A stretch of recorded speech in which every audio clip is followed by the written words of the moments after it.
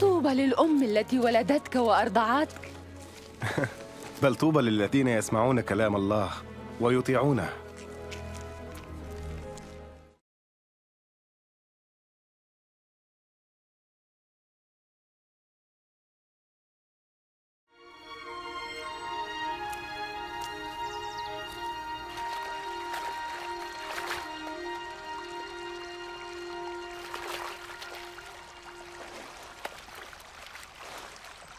علمنا كيف نصلي كما علم يوحنا تلاميذه.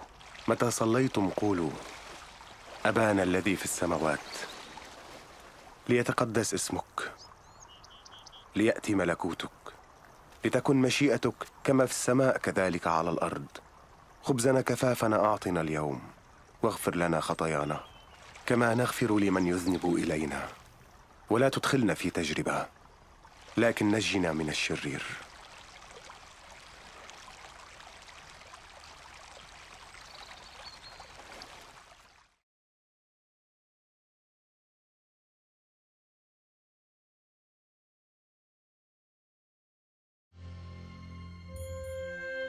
في الكتاب المقدس يعلن الله أن المسيح سيأتي ليكون مخلص هذا العالم، وحياة يسوع تقدم لنا الدلائل على أنه كان حقا من تحدث عنه الأنبياء. فإشعياء تنبأ بأن العذراء ستحبل وستلد ابنا، وبعد قرون كانت ولادة يسوع تحقيقا لهذه النبوة. أعلن الكتاب المقدس أيضاً أن القدوس المولود من العذراء سيدعى ابن الله، وهكذا كان يسوع ابناً لله، ليس من منظور جسدي طبيعي بل من ناحية روحية.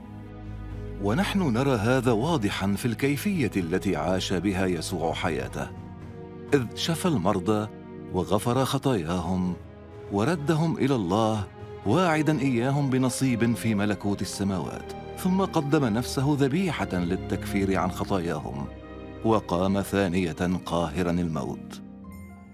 قال يسوع عن حياته: ليس أحد يأخذها مني، بل أنا أضعها من ذاتي. لم تتمم حياة يسوع نبوات الأنبياء فقط، لكنها أكدت أيضاً حق كلمة الله المقدسة، فقد قال الأنبياء قبلاً: إلى الأبد يا رب كلمتك مثبتة في السماوات. ويسوع نفسه قال: السماء والأرض تزولان لكن كلامي لا يزول. جاء يسوع ليمنحنا ملء الحياة، لكن الإنسان عصى الله في جنة عدن، مختاراً أن يحيا كما يريد، وبهذا انفصل الإنسان عن خالقه. يعلن لنا الكتاب المقدس أننا جميعاً أخطأنا، ويعلن أن عقاب الخطية هو الموت، أي موتاً روحياً بابتعاد أبدي عن الله. لكن كما قدم الله لإبراهيم ذبيحة كبش عوضاً عن ابنه، هكذا أرسل الله يسوع المسيح ليموت بدلاً عنا. وهكذا أصلحت حياة يسوع وموته وقيامته العلاقة بين الله ومن يؤمنون به. وأولئك من يتبعون يسوع لا ينالون فقط غفران الخطايا، لكنهم قد نجوا أيضاً من دينونة الله الأبدية، ضامنين لهم مكاناً في الفردوس مع الله إلى الأبد. يقدم لك يسوع اليوم حياة جديدة وخلاصاً من سلطان الخطية، وهذا لا يعني اتباع دين جديد، لكنه إيمان بعمل يسوع الذي قال: ها أنا واقف على الباب وأقرع، إن سمع أحد صوتي وفتح الباب أدخل إليه. وهذا يعني أيضاً اللجوء إلى الله، واثقاً أن يسوع سيدخل حياتك غافراً خطاياك ومغيراً إياك إلى الإنسان الذي يريده. ولا يكفيك أن توافق فقط على ما تسمع الآن أو أن تختبر شعوراً عاطفياً، فنحن نقبل نعمة يسوع بالإيمان تعبيراً عن إرادتنا هذه. وحين تكون على استعداد لاتباع يسوع المسيح، فيمكنك عندها أن تخاطبه شخصياً من خلال صلاة بسيطة. قد ترغب الآن بأن تسلم حياتك لله. إن رغبت بهذا، فيمكنك أن تصلي هذه الصلاة بصمت في قلبك. أيها الرب يسوع، أنا أحتاج إليك. أشكرك لأنك مت على الصليب لأجل خطاياي. أعترف الآن بخطاياي وأتوب عنها. أنا أفتح الآن باب قلبي وأقبلك مخلصاً ورباً.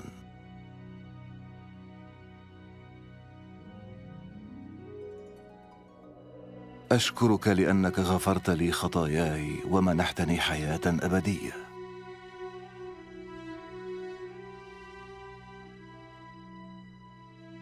اجعلني ذلك الإنسان الذي تريدني أن أكونه، بينما أصبح واحداً من أتباعك.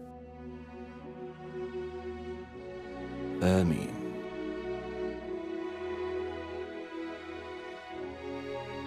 قال يسوع عمن يؤمنون به: خرافي تسمع صوتي وأنا أعرفها فتتبعني.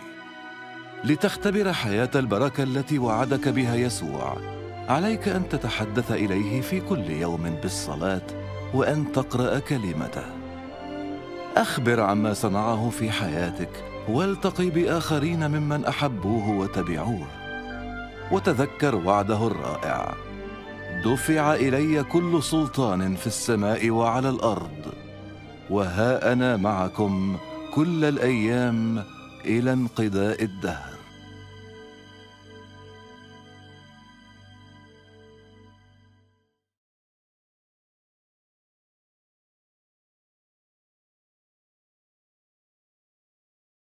Nous avons besoin de toi, maître. Heureuse est la mère qui t'a porté et allaité. Heureux plutôt ceux qui écoutent la parole de Dieu et qui l'observent.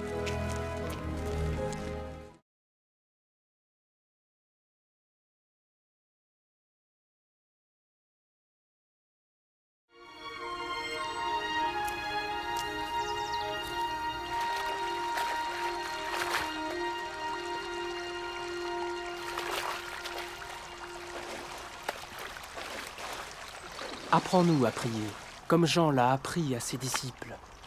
Quand vous priez, dites: Notre Père qui es aux cieux, que ton nom soit sanctifié, que ton règne vienne, que ta volonté soit faite sur la terre comme au ciel. Donne-nous chaque jour notre pain quotidien. Pardonne-nous nos offenses, comme nous pardonnons aussi à ceux qui nous ont offensés. Protège-nous contre la tentation et délivre-nous du mal.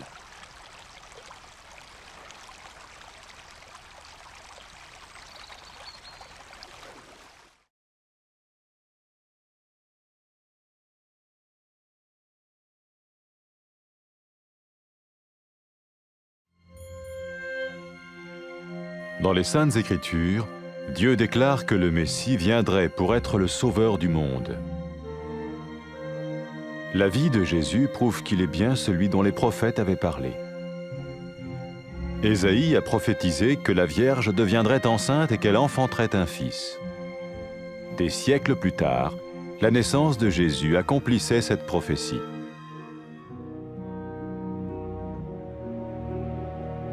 Les Saintes Écritures déclaraient que le saint à naître serait appelé le Fils de Dieu.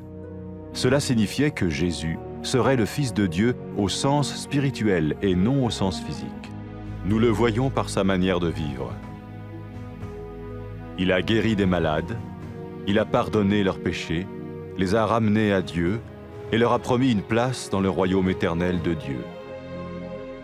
Il s'est offert lui-même en sacrifice pour le péché à leur place. Puis il est revenu à la vie, victorieux sur la mort selon le plan de Dieu. Jésus a dit: « Personne ne me prend la vie, mais je la donne de ma propre volonté. » La vie de Jésus n'a pas seulement accompli les écrits des prophètes, mais elle a aussi confirmé la vérité de la sainte parole de Dieu. Les prophètes avaient écrit: « Ta parole, ô mon Dieu, est parfaite, elle dure à toujours. »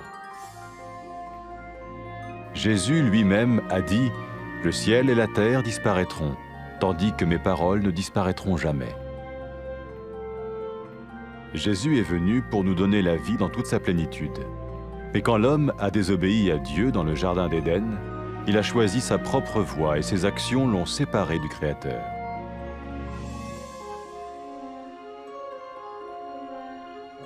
Les Saintes Écritures déclarent que tous ont péché et que le salaire que paye le péché, c'est la mort. Il s'agit de la mort spirituelle, éternelle séparation d'avec Dieu. Mais tout comme Dieu a donné un bélier pour qu'il meure à la place du fils d'Abraham, ainsi il a envoyé Jésus, le Messie, mourir à notre place. Sa vie, sa mort et sa résurrection restaurent la relation entre Dieu et tous ceux qui mettent leur confiance en lui. Maintenant, non seulement Jésus pardonne les péchés de ceux qui le suivent, mais il les sauve aussi du jugement éternel de Dieu. Ils sont sûrs d'aller au paradis et de vivre avec lui pour toujours. C'est cette vie et cette liberté de la culpabilité et du pouvoir du péché que Jésus offre à chacun aujourd'hui. Cela ne veut pas dire suivre une religion, mais choisir d'avoir foi en Jésus qui dit « Je me tiens à la porte et je frappe. Si quelqu'un entend ma voix et ouvre la porte, j'entrerai chez lui. » Cela veut dire se tourner vers Dieu et croire que Jésus vient dans nos vies pardonner nos péchés et nous rendre tels qu'il veut que nous soyons. Il ne suffit pas d'approuver intellectuellement ce qu'il dit, ni de vivre une expérience émotionnelle. Nous le recevons par grâce, au moyen de la foi, par un acte de notre volonté. Lorsque quelqu'un est prêt à suivre Jésus le Messie, il peut lui parler par une simple prière. Peut-être êtes-vous prêt maintenant à ouvrir votre vie à Dieu. Si oui, vous pouvez vous joindre à la prière suivante, silencieusement, dans votre cœur. Seigneur Jésus, j'ai besoin de toi. Merci d'être mort sur la croix pour mes péchés.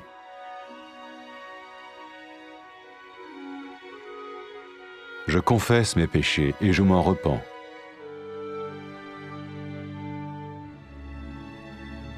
Je t'ouvre la porte de ma vie et je te reçois comme mon Sauveur et Seigneur.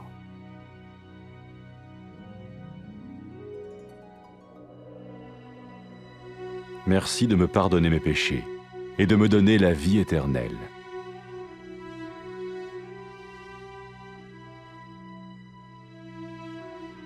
Fais de moi le genre de personne que tu veux que je sois. Maintenant que je deviens l'un de ceux qui te suivent. Amen.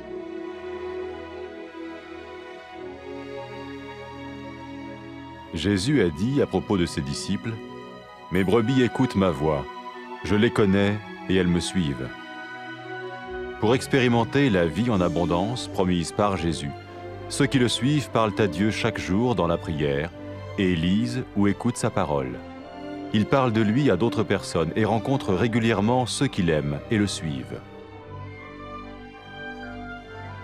N'oubliez pas sa merveilleuse promesse. « Tout pouvoir m'a été donné dans le ciel et sur la terre.